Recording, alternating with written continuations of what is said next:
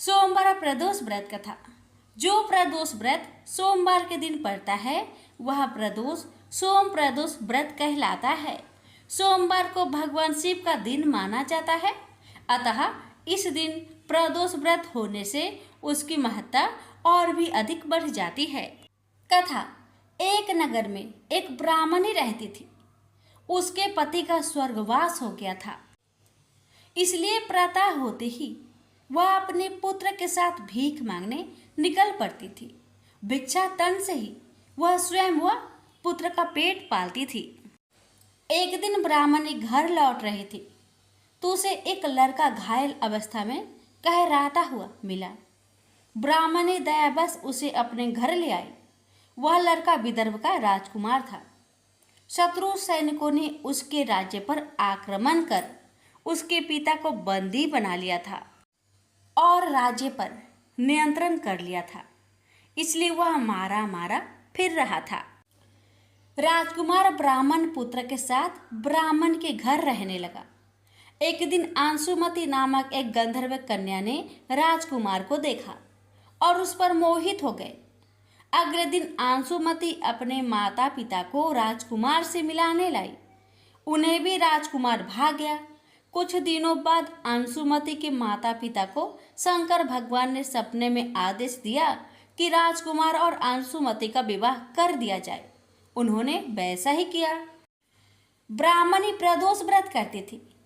उसके व्रत के प्रभाव और गंधर्वराज की सेना की सहायता से राजकुमार ने विदर्भ से शत्रुओं को खदेड़ दिया और पिता के राज्य को पुनः प्राप्त कर आनंद पूर्वक रहने लगा। राजकुमार ने ब्राह्मण पुत्र को अपना प्रधानमंत्री बनाया। ब्राह्मणी के प्रदोष व्रत के महात्म्य से जैसे राजकुमार और ब्राह्मण पुत्र के दिन फेरे, वैसे ही शंकर भगवान अपने अन्य सभी भक्तों के भी दिन फेरते हैं। प्रेम से बोलिए हर हर महादेव। इस बार 20 मई 2024 को सोम प्रदोष व्रत का संयोग बन रहा है। सोम प्रदोष व्रत यानी सोमवार की त्रयोदशी तिथि के दिन सर्वप्रथम सूर्य उदय से पूर्व उठकर स्नान आदि कर स्वच्छ वस्त्र धारण करें। व्रत का संकल्प ले और दिन भर भोजन ग्रहण न करें। फलाहार कर सकते हैं। शाम को शिव मंदिर में भगवान शिव को बेलपत्र, अक्षत, दीप, धूप, गंगा जल से शिवलिंग का अभिषेक करें।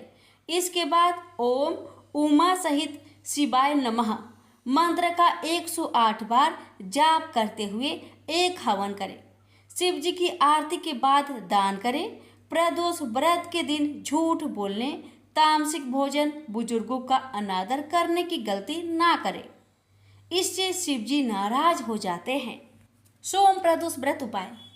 धन के लिए पैसों की तंगी चल रही है तो धन प्राप्ति के लिए सोम प्रदोष व्रत के दिन भगवान शिव को 11 गोमती चक्र अर्पित करें।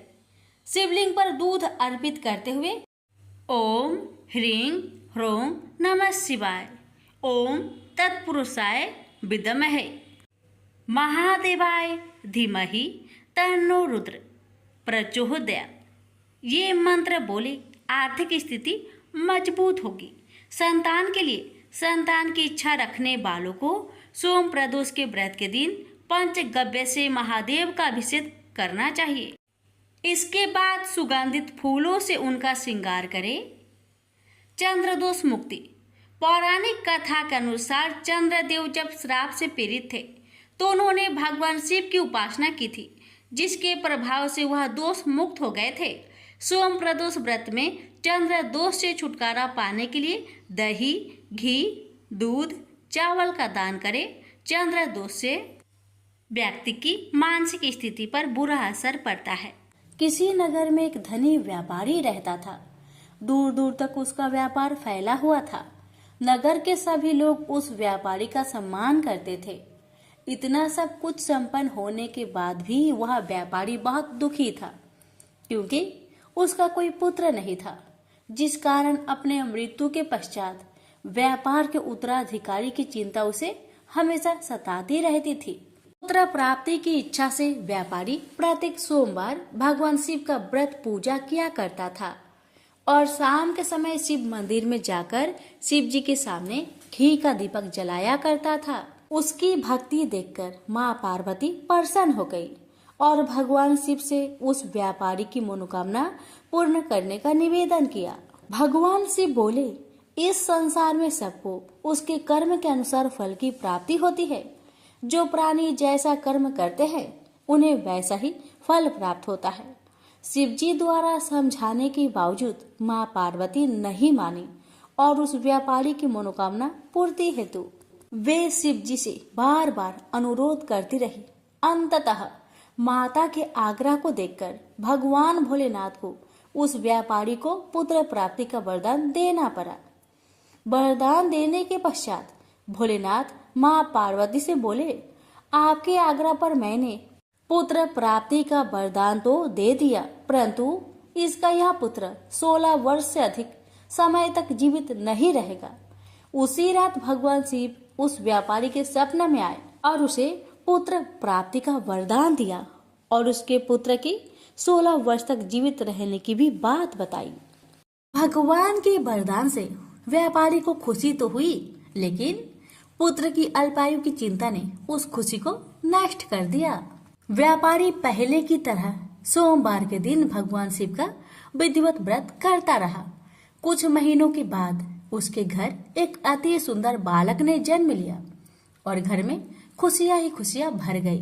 बहुत धूमधाम से पुत्र जन्म का समारोह मनाया गया, परंतु व्यापारी को पुत्र जन्म की अधिक खुशी नहीं हुई, क्योंकि उसे पुत्र की अल्प आयु के रहस्य का पता था।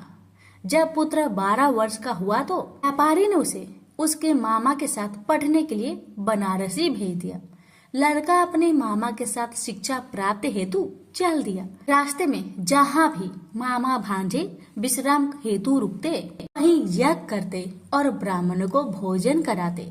लंबी यात्रा के बाद मामा भांजे एक नगर में पहुँचे। उस दिन नगर के राजा की कन्या का विवाह था, जिस कारण पूरे नगर को सजाया गया था।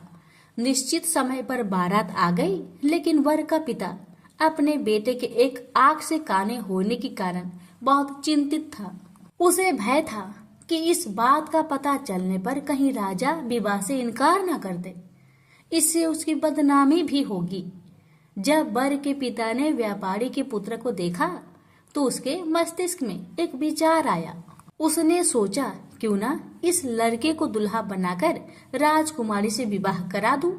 विवाह के बाद इसको धन देकर विदा कर दूंगा और राजकुमारी को अपने नगर ले जाऊंगा।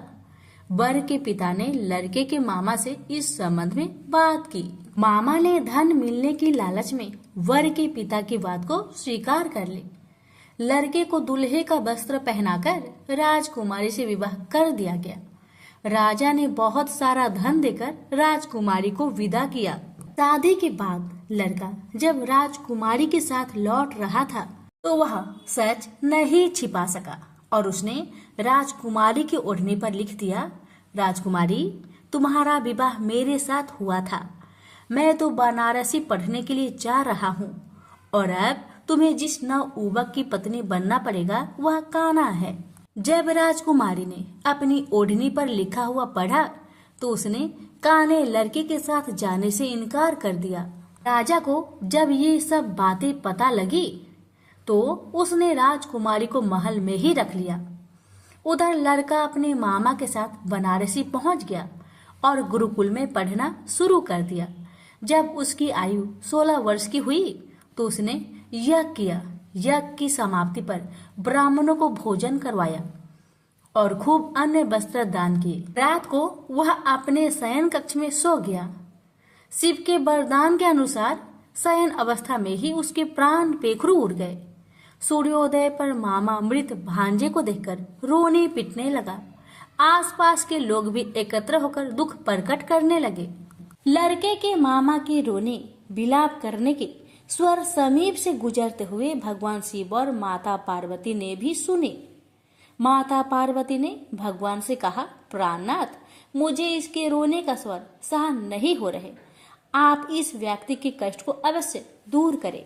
भगवान शिव ने माता पार्वती के साथ अदृश्य रूप में समीप जाकर देखा तो भोलेनाथ माता पार्वती से बोले, यह तो उसी व्यापारी का पुत्र है जिसे मैंने 16 वर्ष की आयु का वरदान दिया था।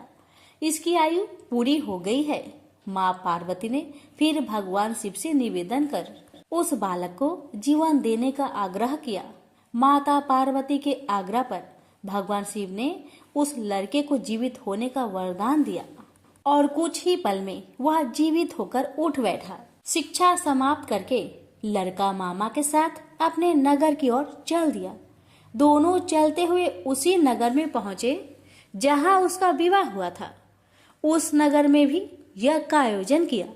समीप से गुजरते हुए नगर के राजा ने यज्ञ का आयोजन देखा और उसने तुरंत ही लड़के और उसके मामा को पहचान लिया।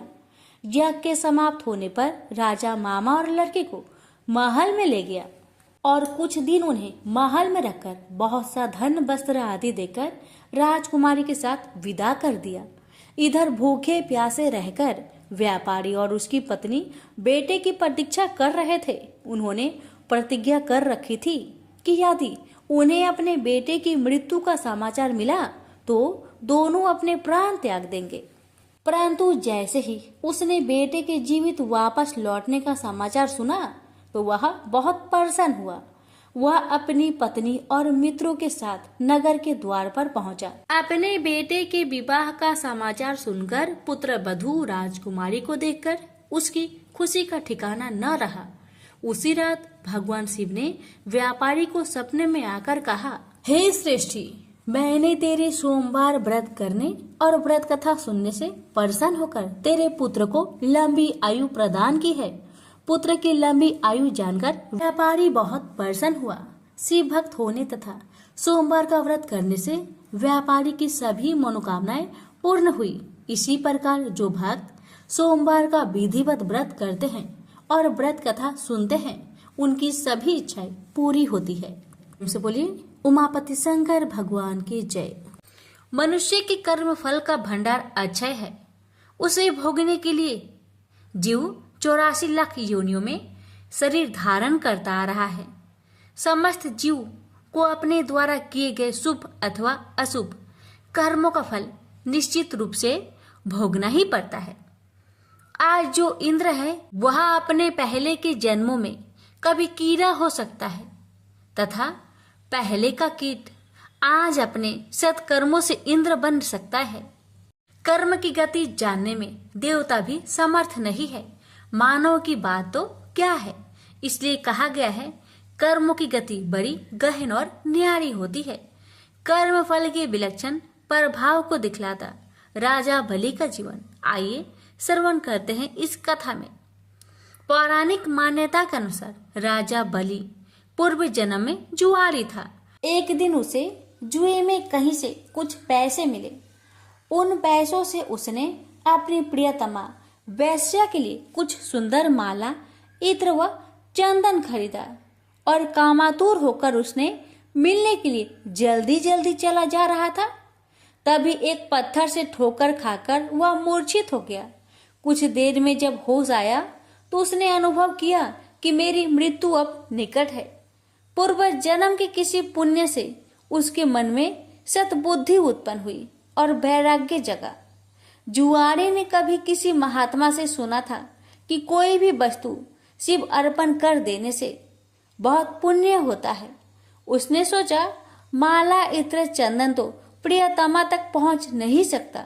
शिव अर्पण कर देने से कुछ अच्छा होगा तो हो जाएगा, अन्यथा मर तो रहा ही हूं और माला, इत्र, चंदन भी जमीन पर गिरकर बेकार जा रहे हैं।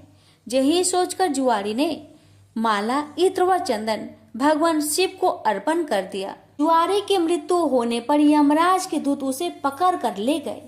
यमराज ने चित्रगुप्त से कहा, इसका बही खाता देखो। चित्रगुप्त ने कहा, यह तो जन्म जन्मांतर का पाप ही है।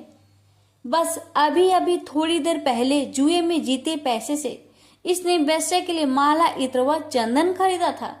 जब ठोकर खाकर गिरा तो इसने मृत्यु के निकट देखी और सोचा कि माला आदि चीजें बेकार जा रही है तो उसे शिव अर्पण कर दिया। जब कोई भगवान को माला अर्पण करने वाला तो था ही नहीं, न ही इसने भगवान के लिए माला खरीदी थी। बस यही इसका पुण्य है। यमराज ने कहा, यह तो इसका पुण्य ही माना जाएगा। यमराज ने जुआरी से पूछा, पहले तुम पुण्य का फल भोगे हो या पाप का? जुआरी ने कहा, मैं तो जन्म जन्मांतर का पापी हूँ। पाप का फल भोगने में पता नहीं कितना समय लगे, इसलिए मैं पहले पुण्य का फल भोगना चाहता हूँ। भगवान शंकर की कृपा से जुआरी बन गया इंद्र। राज ने कहा, शिव अर्पण के पुण्य से तुम 3 घड़ी के लिए इंद्र लोक के मालिक बन गए हो।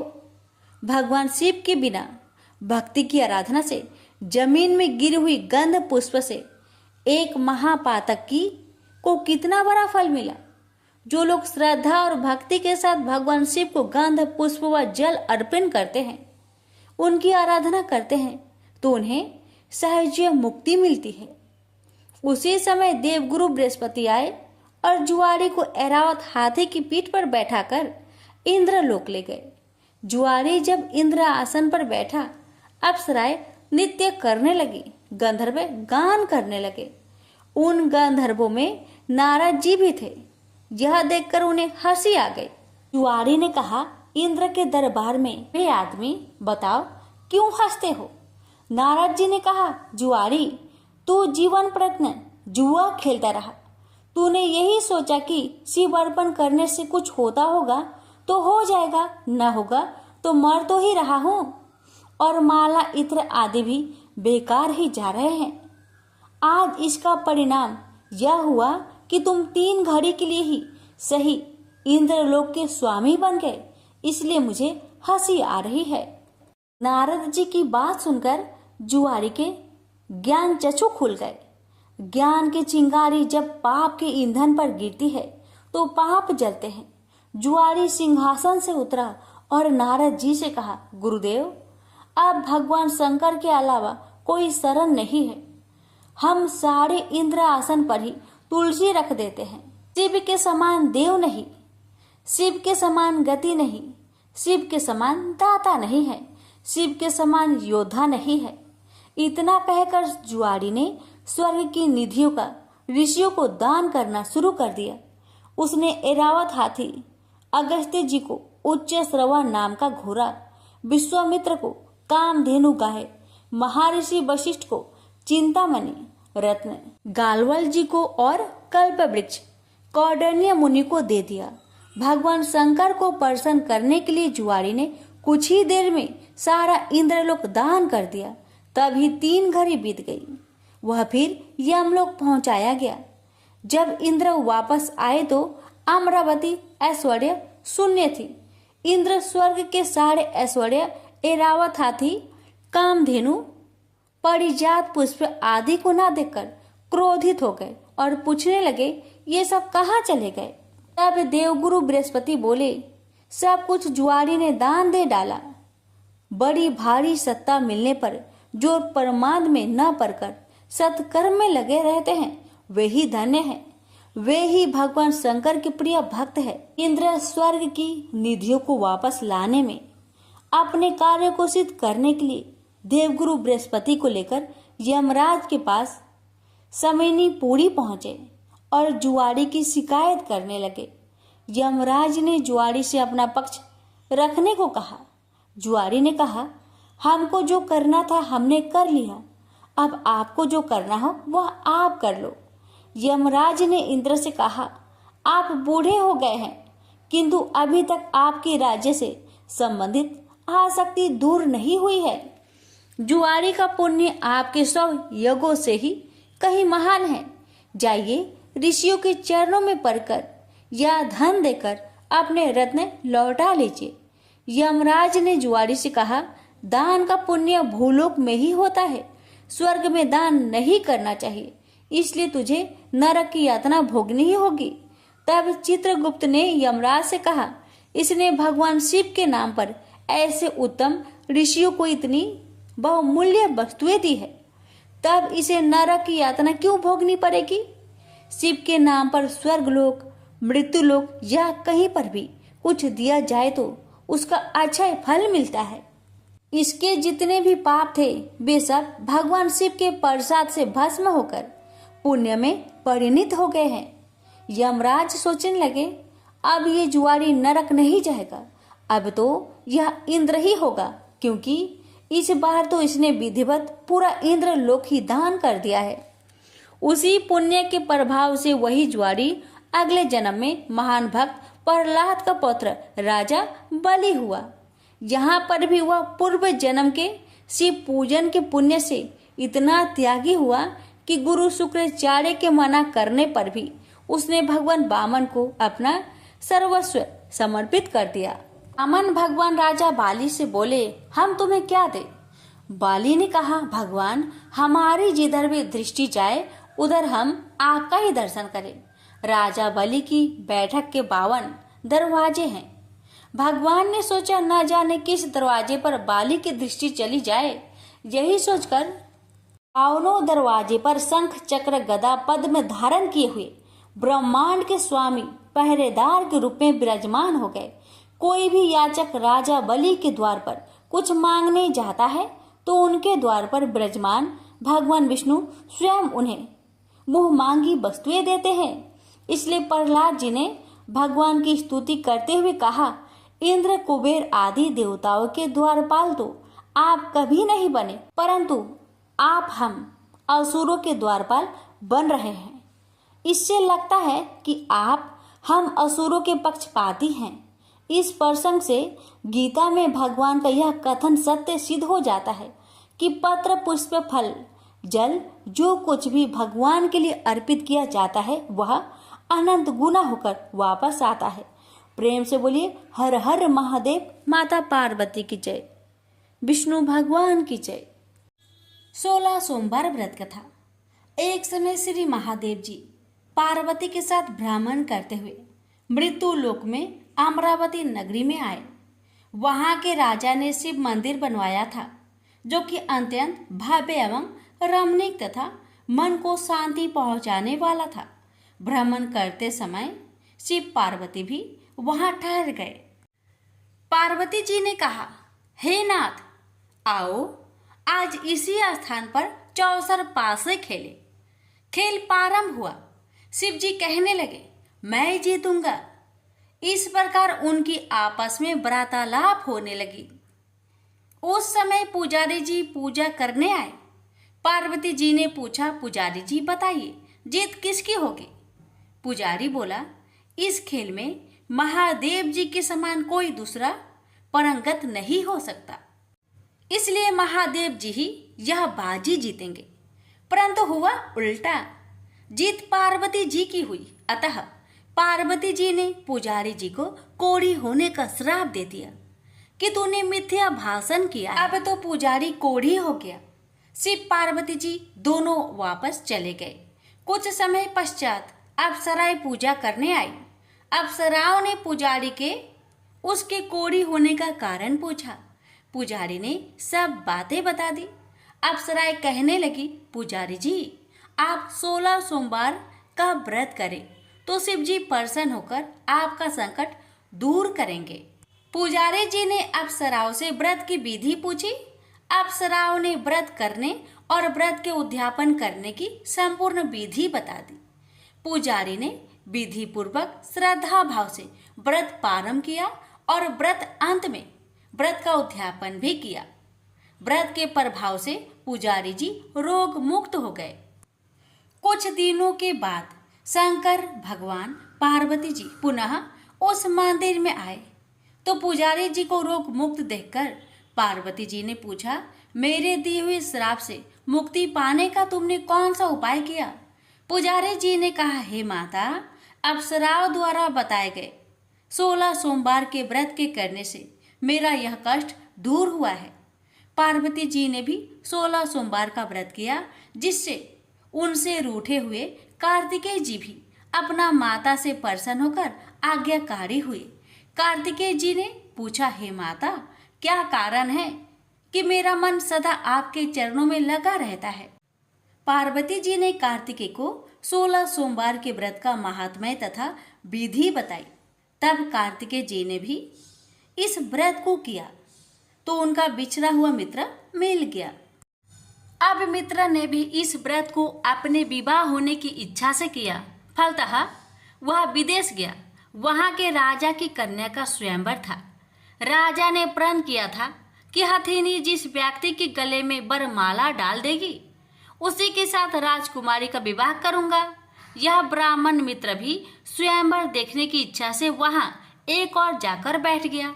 हथिनी ने इसी ब्राह्मण मित्र को माला पहनाई तो राजा ने बड़ी धूमधाम से अपनी राजकुमारी का विवाह उसके साथ कर दिया। तत्पश्चात दोनों सुखपूर्वक रहने लगे।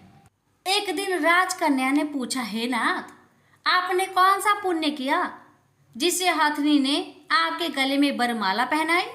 ब्राह्मण पति ने कहा, मैंने कार्तिकेय जी द्वारा बताए अनुसार 16 सोमवार का व्रत पूर्ण विधि विधान सहित श्रद्धा भक्ति से किया, जिसके फल के कारण मुझे तुम्हारे जैसे सौभाग्यशाली पत्नी मिली।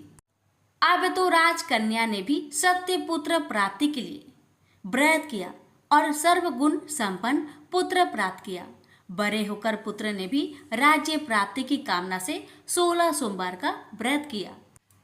राजा के देवलोक होने पर इसी ब्राह्मण कुमार को राजगद्दी मिली। फिर भी वह इस व्रत को करता रहा। एक दिन उसने अपनी पत्नी से पूछा, सामग्री शिवालय ले चलने को कहा, परंतु उसने पूजा सामग्री अपनी दासियों द्वारा भिजवा दी। जब राजा ने पूजन समाप्त किया तो आकाशवाणी हुई कि हे राजा, तुम इस पत्नी को त्याग दो, नहीं तो राजपाट से हाथ धोना पड़ेगा। प्रभु की आज्ञा मानकर उसने अपनी पत्नी को महल से निकाल दिया। तब वह अपने भाग्य को कोसती हुई एक बुढ़िया के पास गई और अपना दुखड़ा सुनाया। तभी बुढ़िया को बताया, मैं पूजन सामग्री राजा के कहे अनुसार शिवालय में नहीं ले गई और राजा ने मुझे निकाल दिया। बुढ़िया ने कहा, तुझे मेरा काम करना पड़ेगा। उसने स्वीकार कर लिया। तब बुढ़िया ने सूत की गठरी उसके सिर पर रखी और बाजार भेज दिया। रास्ते में आंधी आई तो सिर पर रखी गठरी उड़ गई। बुढ़िया ने डांट कर उसे भगा दिया। अब रानी बुढ़िया के यहाँ से चलते चलते एक आश्रम में पहुंची। गोसाई जी उसे देखते ही समझ गए कि यह उच्च घराने की अबला विपत्ति की मारी है। वे उसे धैर्य बधाते हुए बोले, बेटी तू मेरे आश्रम में रह, किसी प्रकार की चिंता मत कर। रानी आश्रम में रहने लगी, परंतु जिस वस्तु को वह हाथ लगाती वह वस्तु खराब हो जाती। यह देखकर गोसाई जी ने पूछा, बेटी किस देव के अपराध से ऐसा होता है? रानी ने बताया कि मैंने अपने पति की आज्ञा का उल्लंघन किया और शिवालय में पूजन के लिए नहीं गई। इससे मुझे घोर कष्ट उठाने पड़ रहे हैं। गोसाई जी ने शिव जी से उसके कुशल क्षेम के लिए प्रार्थना की और कहा, बेटी तुम 16 सोमवार का व्रत विधि के अनुसार करो। तब रानी ने विधि पूर्वक व्रत पूर्ण किया। व्रत के प्रभाव से राजा को रानी की याद आई और दूतों को उसकी खोज में भेजा। आश्रम में रानी को देख दूतों ने राजा को बताया। तब राजा ने वहां जाकर गोसाई जी से कहा, महाराज यह मेरी पत्नी है, मैंने इसका परित्याग कर दिया था, कृपया इसे मेरे साथ जाने की आज्ञा दें। शिव जी की कृपा से प्रति वर्ष 16 सोमवार का व्रत करते हुए वे आनंद से रहने लगे और अंत में शिवलोक को प्राप्त हुए। प्रेम से बोलिए हर हर महादेव। माता पार्वती की जय। ओम नमः शिवाय।